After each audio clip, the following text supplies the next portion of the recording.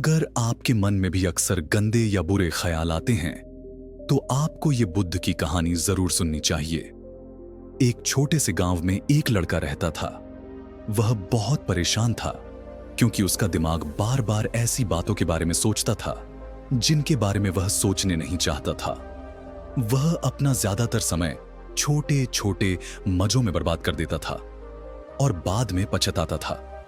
लेकिन अगली सुबह फिर वही सब करने लगता बिना चाहे भी। वह अपने माँ बाप का इकलौता बेटा था।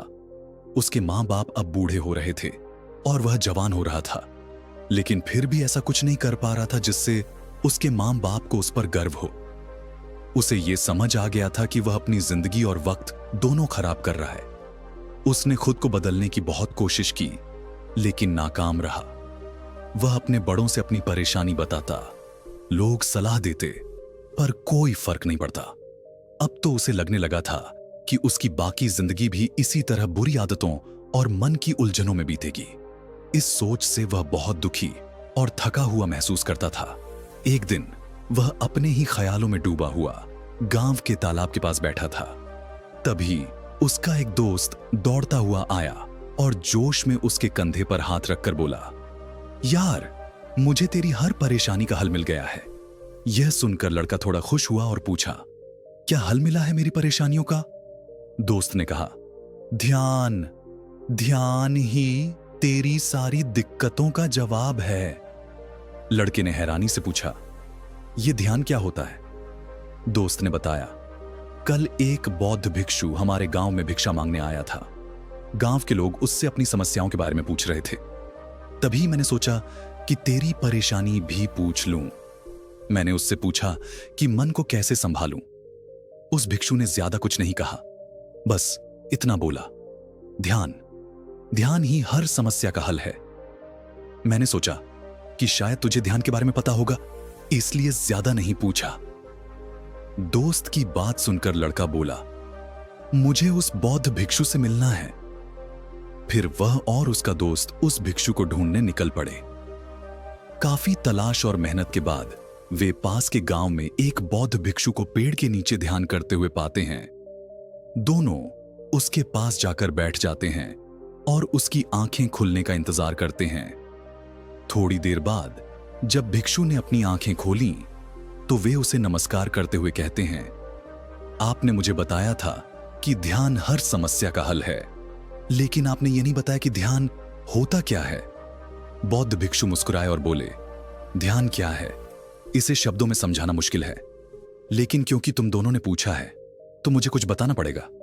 सुनो, ध्यान का मतलब है कोई सवाल नहीं, कोई जवाब नहीं, ना कोई सोच, ना कोई भावना।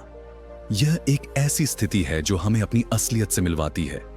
जब इंसान इस स्तर पर पहुंचता है तो उसके अंदर कोई सवाल या उलझन नहीं रहती, क्योंकि सब कुछ उसे साफ साफ दिखने लगता है। वह अपनी जिंदगी की बेमानी के बारे में पूरी तरह से समझ जाता है। लड़के ने पूछा, कोई इस ध्यान की स्थिति को कैसे पा सकता है? बौद्ध भिक्षु ने मुस्कुराते हुए कहा, ध्यान बहुत आसान है। क्या तुम बैठ सकते हो?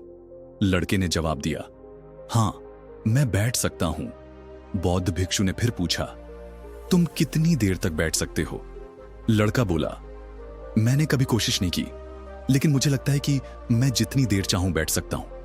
भिक्षु ने कहा, ठीक है, अब अपनी आंखें बंद करो और रोज 1 घंटे के लिए सीधा बैठो।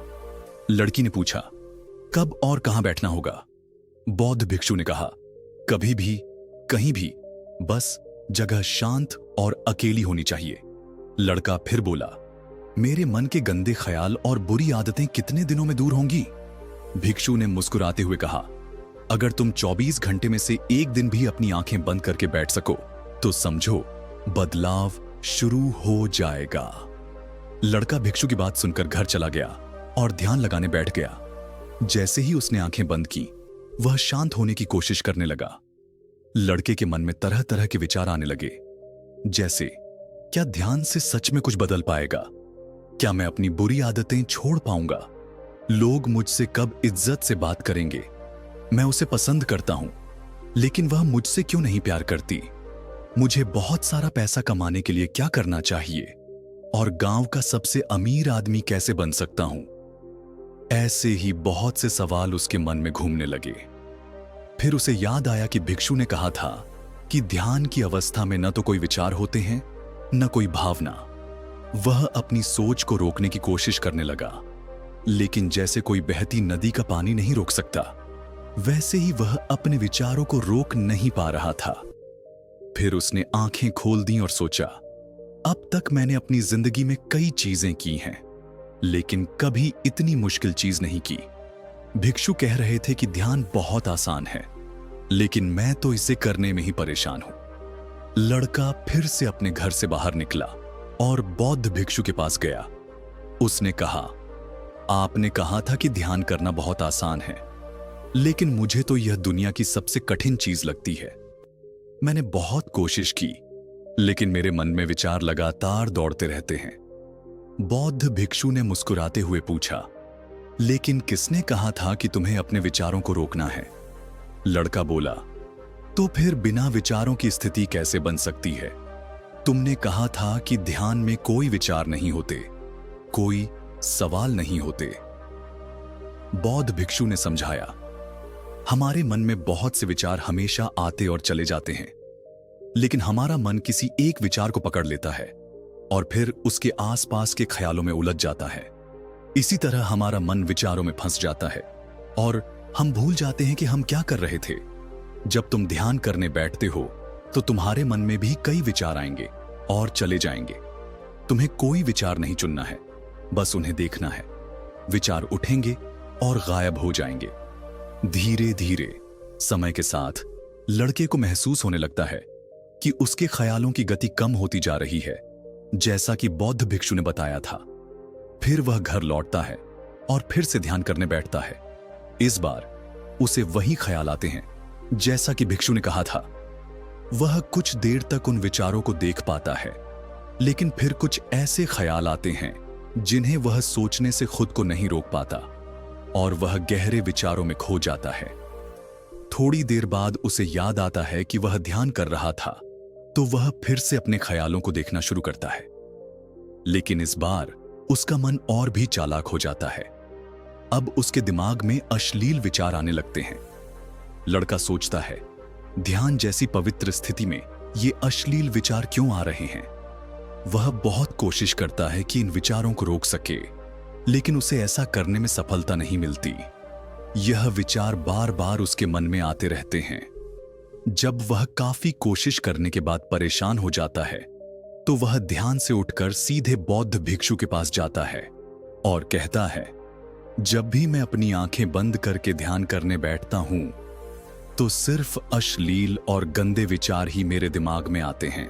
बौद्ध भिक्षु ने कहा, कोई भी विचार अच्छा या बुरा नहीं होता, इसलिए किसी विचार को बुरा समझकर उसे दबाने की कोशिश मत करो, क्योंकि जब हम किसी विचार के खिलाफ जाते हैं तो वो और मजबूत हो जाता है। यह मन की स्वाभाविक प्रवृत्ति है कि जिसे हम सोचने से रोकते हैं, वही सबसे ज्यादा हमारे मन में आता है। इसलिए अपने विचारों को रोकने की कोशिश करना बेकार है, और जो विचार तुम्हें गंदे या अश्लील लगते हैं, वो भी तुम्हारी जिंदगी का हिस्सा है। इन विचारों को भी समझना जरूरी है। बौद्ध भिक्षु ने आगे कहा, इंसानी जिंदगी को आगे बढ़ाने के लिए हमेशा एक बात याद रखो कि जो कुछ भी तुम जिंदगी में ठुकराते हो, हमारा मन उसी चीज में सबसे ज्यादा दिलचस्पी लेने लगता है। इसलिए किसी भी सच को नजरअंदाज करने की कोशिश मत करो। हर चीज को स्वीकार करो, तभी तुम उनसे आजाद हो पाओगे। इसका मतलब यह नहीं है कि तुम्हें हमेशा सेक्स के बारे में ही सोचना है। तुम्हें यह समझना होगा कि सेक्स हमारी जिंदगी का सिर्फ एक छोटा हिस्सा है, पूरी जिंदगी नहीं। तो इस पहलू को भी स्वीकार करो और आगे बढ़ो, क्योंकि इस जिंदगी में सीखने के लिए बहुत कुछ है। लड़के ने पूछा, लेकिन हमारा मन हमें क्यों धोखा देता है? क्या हमारा मन हमारा दुश्मन है? साधु ने जवाब दिया, नहीं, हमारा मन हमारा दुश्मन नहीं है।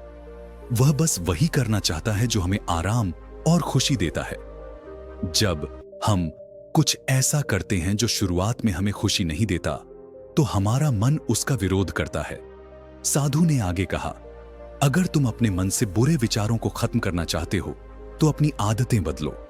तुम अपनी आदतें तभी बदल सकते हो जब तुम्हारा मन तुम्हारे नियंत्रण में हो, और तुम्हारा मन तुम्हारे नियंत्रण में तभी आएगा जब तुम खुद को जानोगे, जब तुम खुद को महसूस करोगे, जब तुम ध्यान को महसूस करोगे। यह कहते हुए बौद्ध भिक्षु उठ खड़े हुए और हल्की मुस्कान के साथ लड़के के सिर पर हाथ रखा। फिर उन्होंने अपनी भिक्षाटन की थैली उठाई और वहां से चल पड़े।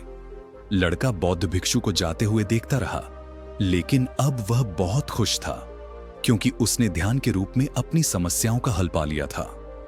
उसने समझा कि उसे हर दिन ध्यान के लिए बैठना है और अपने विचारों को आते जाते देखना है, लेकिन किसी भी विचार को पकड़ना नहीं है।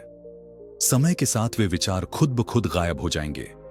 साथ ही उसने यह भी समझा कि कोई भी विचार अच्छा या बुरा नहीं होता। एक विचार बस एक विचार होता है, इसलिए विरोधी विचारों को पकड़ना बेकार है। दोस्तों, आशा है कि आपको इस कहानी से कुछ महत्वपूर्ण सीख मिली होगी। अगर आपको यह वीडियो पसंद आया हो तो लाइक और सब्सक्राइब जरूर करें। इस तरह की और वीडियो के लिए हमारे चैनल को फॉलो करें और इसे अपने दोस्तों के साथ शेयर करें। अगर आपके पास कोई सवाल या सुझाव हो तो कमेंट सेक्शन में हमें बताएं। धन्यवाद।